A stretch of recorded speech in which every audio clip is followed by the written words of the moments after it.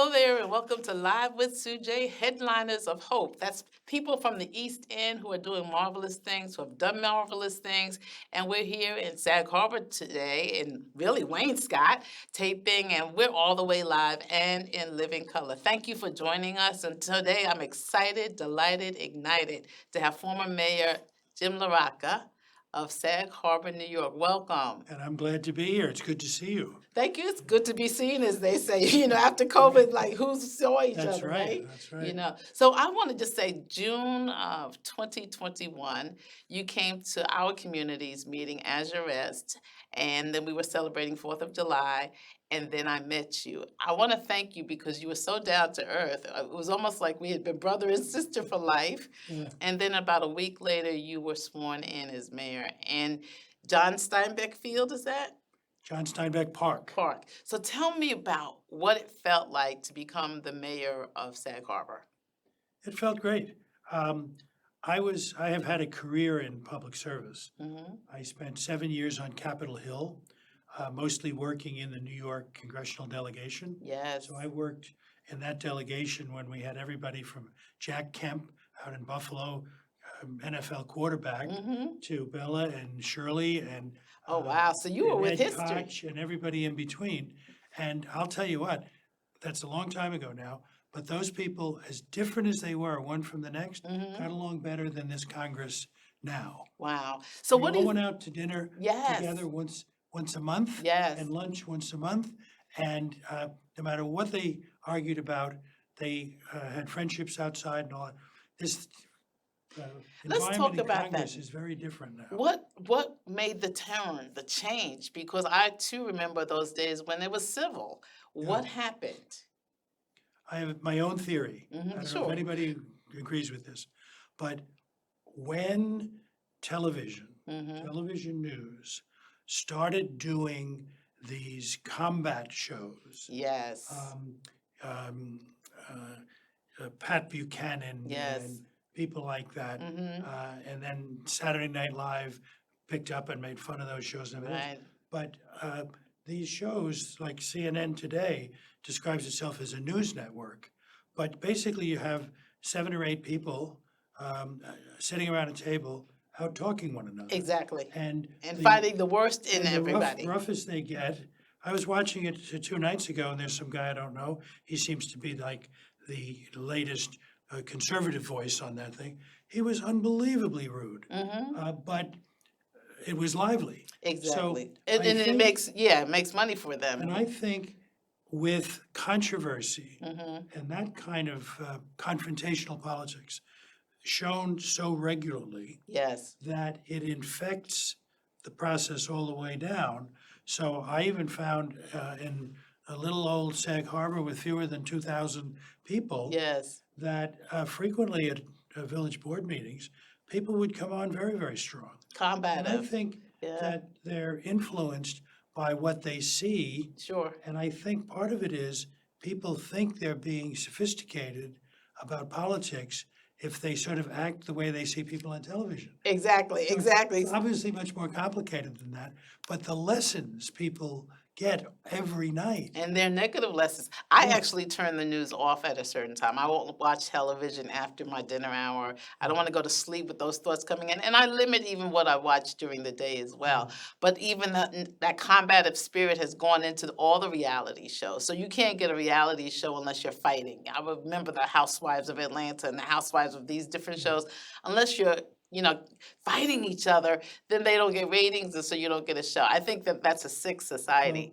I have a son in that business, and he tells me that every one of those shows has someone called a conflict coordinator. Stop. Yes, and so if the reality, if you will, if Yes. there's any reality, Right. but if there's a reality and it's getting friendly or it's not noisy enough, the conflict coordinator might say, take you aside, one of the Yes. 7 housewives or something, Yes. and tell you, pick a fight with this one, That's So there's a amazing. lot of staging and Yes. even scripting, or at least suggestive scripting that goes on in that.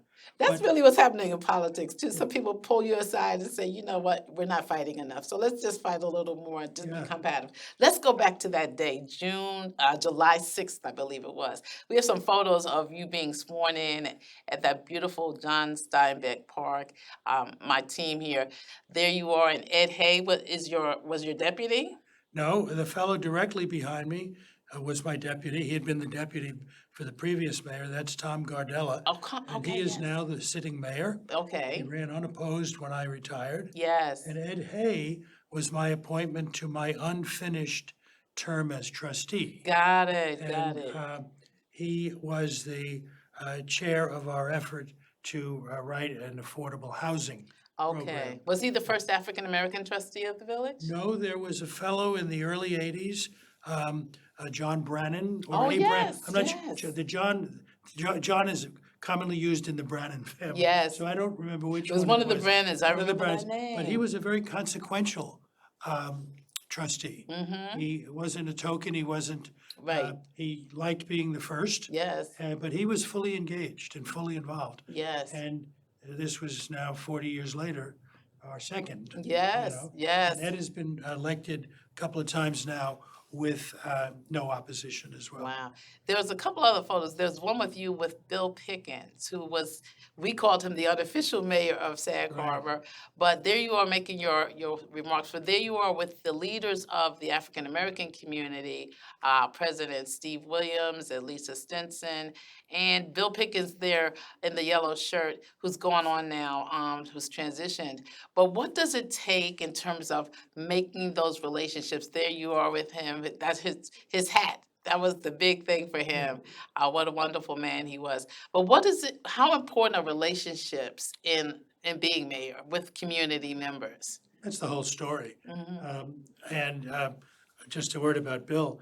I told this story when I was privileged to speak at his funeral. Hmm. And I said the first time I saw Bill, I was on Main Street, and he had that elegant Yes. air to him, Yes. hat with just the right angle, Yes. and that brilliant shock of white hair and those blue eyes. Yes. I said, I've got to know this guy. I Yeah. had no Yeah. idea who he was. I don't know if he was a movie star or whatever. Exactly. And I think But he that stood out. he Yeah. stood out. But in a very special way. Exactly. And the next time I saw him was on the Monday nights in the summer at Sag, Maine. Yes. There's drumming. Yes, that's It's right, on the they do beach. the Brazilian drumming and everything else. Yes. And people bring noisemakers and That's this right. and that. And I saw the crowd following the drummers, Yes. and there was Bill Pickens. That was one of his And I went favorite up and spots. introduced myself to him afterward. Yes. And I said, I have to know you. You know, who are you? We were so fond of him, people started calling him Uncle Bill. Yeah. As old as I am, he was our Uncle Bill, and we felt he was fatherly, and we felt protected when he was around, and so you have to have those wonderful pillars, I call them, of the community, of the village, Absolutely. And he took a liking to me, I'm fortunate to say. He encouraged me to run for mayor. He helped me when I was running for mayor. Yes. When 2008, during the Obama campaign, Mm-hmm. was my first real introduction to the community structure Okay, yes. in the three communities. Yes. And And these are the and he historically was my- African-American right, communities, and yes. he was my sort of guide Mm-hmm, and friend. yeah. And from that, Steve Williams and Lisa and Errol, Errol Yes. Taylor and all those folks who have been very friendly and supportive to me, and who probably do the best job of protecting their communities of any community I know exactly. around here. It's a delight. This is my 30th year of Yeah. living in our community. I'm in Azurest. And, they're still our leaders and they're wonderful, but it's a phenomenal village. We really feel like we are neighbors and we're family, and that's really important. And so our leadership is important to us, particularly those who come and sit with us and Right. talk to us, But LTV has been wonderful. The last 2 years, we do a celebration of the African American community out here in July, and we do a lot live audience thing, and we use people who are still alive, who are the historical figures, and we have these conversations. And so it's called Celebration of African American Culture. I'd love to have you come sometime next year. It's July 3rd in Love to do 2025. it. Love to Yeah, I'd do love it. to Yeah. have you there. So let's talk about the time that you did work. You worked for for governors, and you were in the Washington, D.C. office. Right.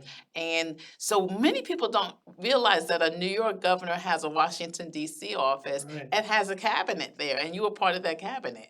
Well, the cabinet is in Albany, but we had, the closest thing I can use to describe it is that the United States of America has embassies all over the world. Yes, And in smaller places, consulates. yes, And there'll yes. be a council officer and so forth. And the big states initially, but now I think all 50 states have a presence in Washington That's amazing. beyond their elected representatives. Mm-hmm. And so New York, when I went into that office, Hugh Carey, Yes, who lived much of his life on Shelter Island, yes. had been elected governor out of the New York delegation. Mm.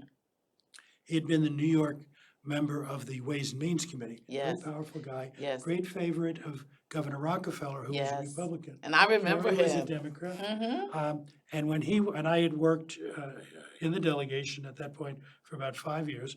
And when he was elected governor, he appointed me to be his cabinet level position of deputy mayor, a deputy secretary to the governor Uh-huh. for federal affairs. Oh, I love And that. the head of the Washington office had a staff of 21 people. That's We were amazing. like a consulate. Yeah, that is like a We consulate. we kept in touch with the Hill, Mm-hmm. with the regulatory agencies, with the White House, with the cabinet agencies. And it's an and appointment, correct? It's an appointment, yeah. How fascinating. And as it happened, Governor Carey's first term, he was in office about 30 days when the Urban Development Corporation Yes, defaulted. UDC we And called it, A yeah. few more months went by and the city was crashing. And so the whole shift of Governor Carey's first year was in Washington because the city could not manage a bankruptcy. Not at all, And not at they- all. What they- years were those That roughly? was 1975. Okay, okay. And the fight for federal help, Mm-hmm. Gerald Ford had become president when Richard Nixon resigned. And fortunately, Governor Carey and Gerald Ford were friends across Yes. the aisle, Mm-hmm. but respectful and sociable friends. And so from maybe March or April, when the crisis really mounted, till December 9th, 1975, Wow. when Gerald Ford signed the bill Yes, giving support to New York City to prevent bankruptcy. that's history right there. So I was in my senior year of college, and my brother, my late brother, was running for the first Black assemblyman of the Bronx during those years. So he was elected in '76.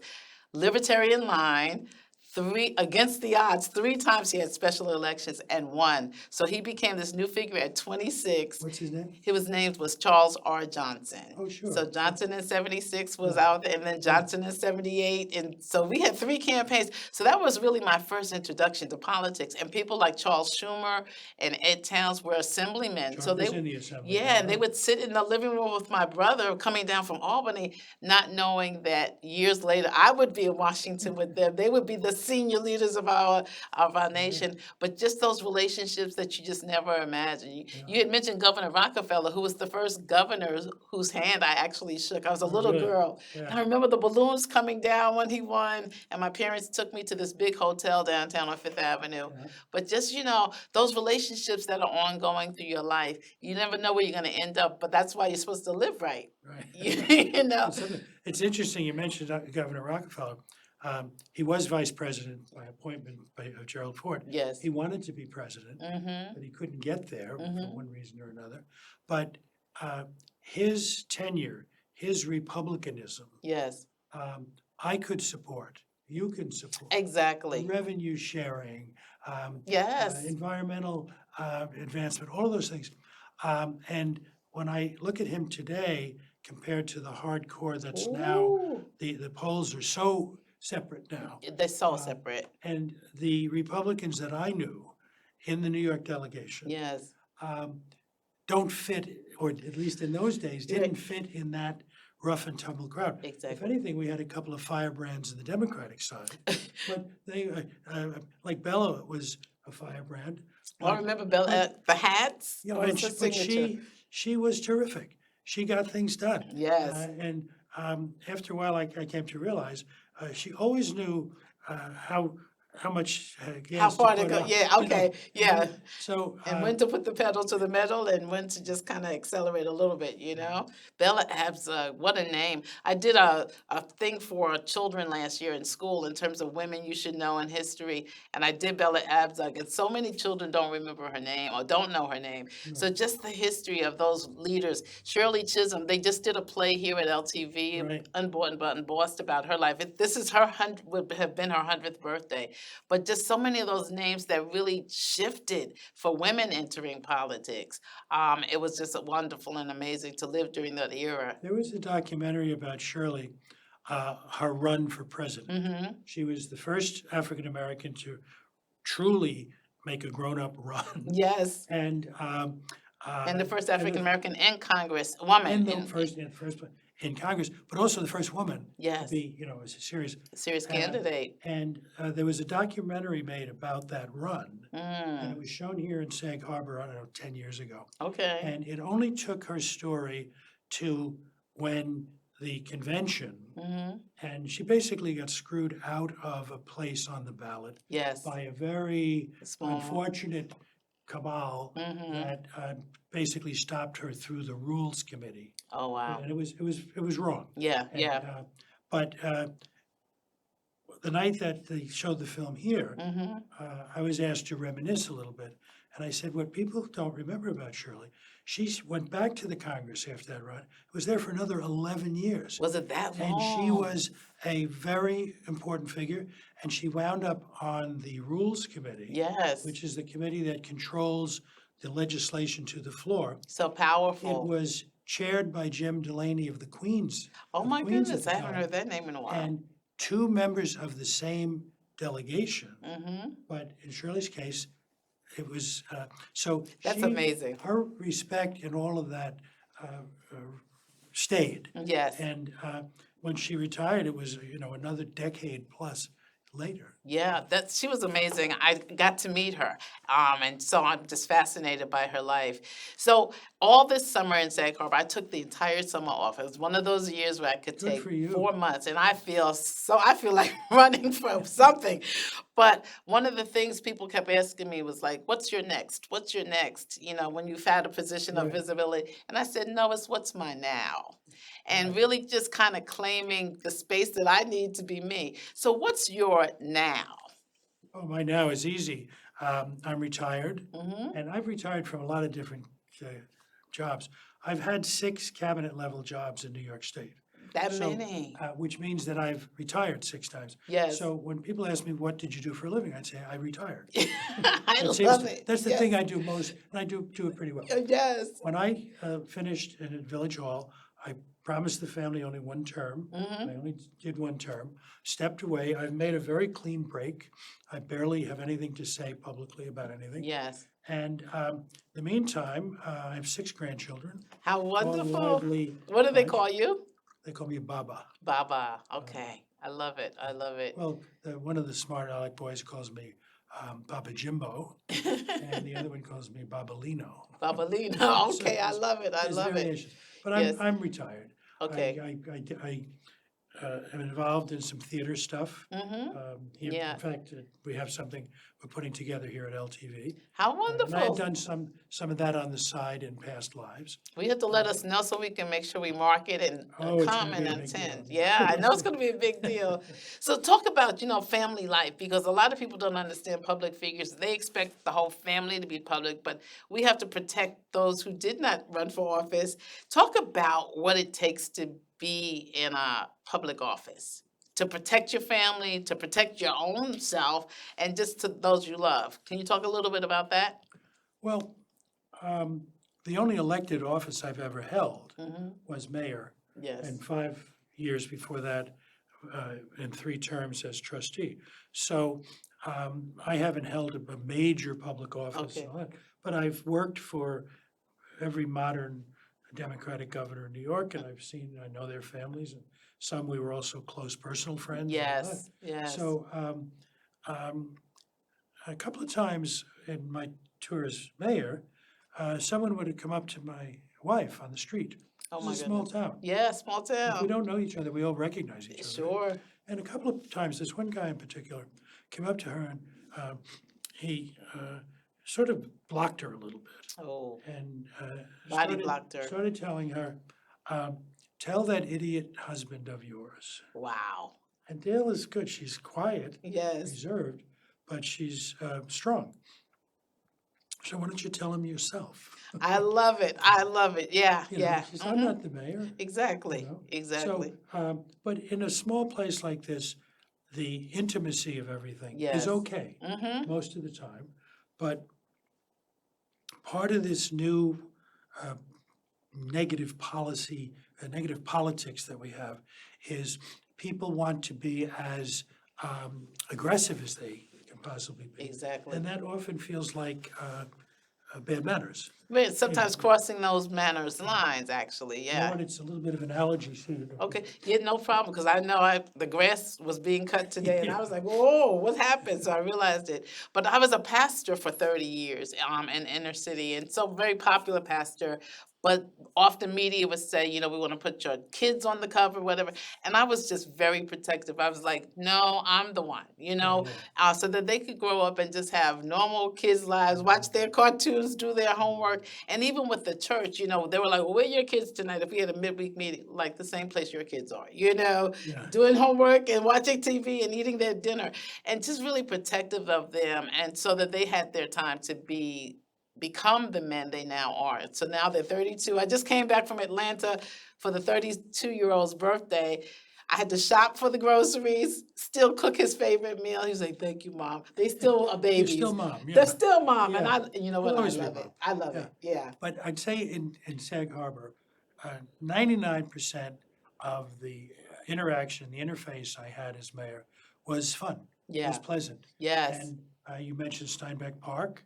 Yeah. I like to look at that as one of the things I managed to contribute. yes, It thank was- you for There were that. 2 derelict buildings on a miserable lot. Yeah, and it's and beautiful, I'm it's sorry beautiful. it's not bigger. If But I'd it's stayed- enough, it's But enough.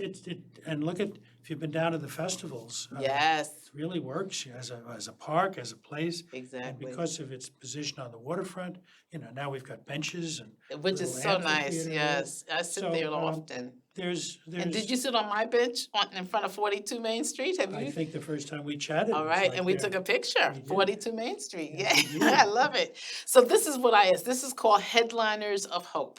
And so I always ask this question, A plus B plus C equals success. What's your A plus B plus C? Whoa. Well, I think you have to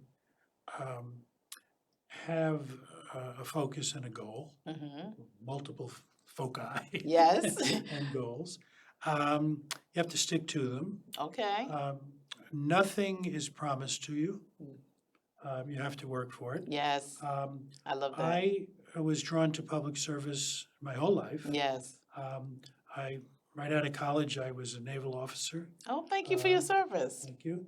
And I always felt the experience of Vietnam for me was that I early in my life learned what it's like when government gets it wrong.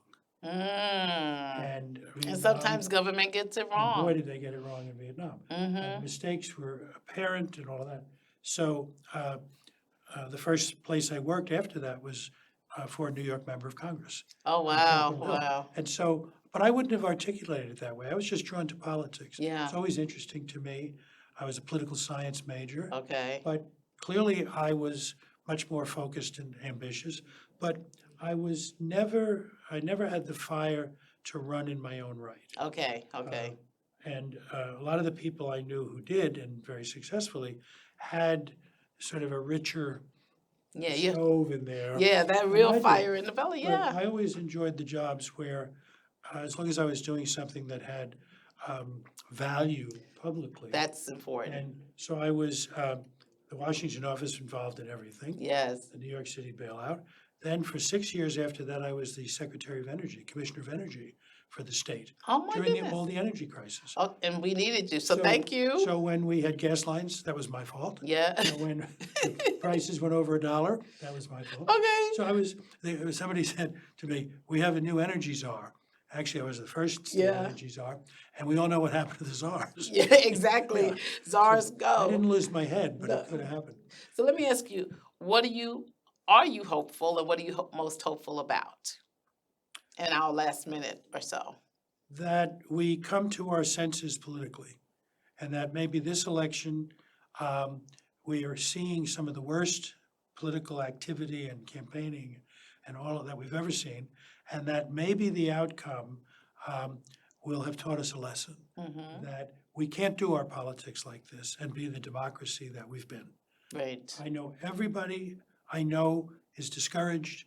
People are actively talking about where they're gonna go. Oh, yeah, yeah. all So that. democracy So- really is on the line, you feel? It's certainly deeply threatened in a way, probably hasn't been threatened since the Civil War. Wow. And this is the in-civil war, the uncivil war. Mm-hmm. And I'll be glad when it's over, and I have my own view of the outcome. But I hope we learn from this. I There's gotta be a too. better way. We've had a better way than this before. Well, I hope you're at the table when we kind of figure out what the better way is going to be. But thank you for being my guest today. You are delightful, and we're friends beyond this set. Absolutely. And supporters. And today you were listening to former Mayor Jim Larocca of Sag Harbor, New York, and we talked about headliners of hope, things he's hopeful about. So this show is being taped in October 2024. We're talking about the November 2024 elections whenever this airs. But thank you for being with us. It's been my delight and honor to be your host. Again, live with Sujay, Headliners of Hope. Stay tuned for more of us, and we thank you for sharing this time with us. Have a great day.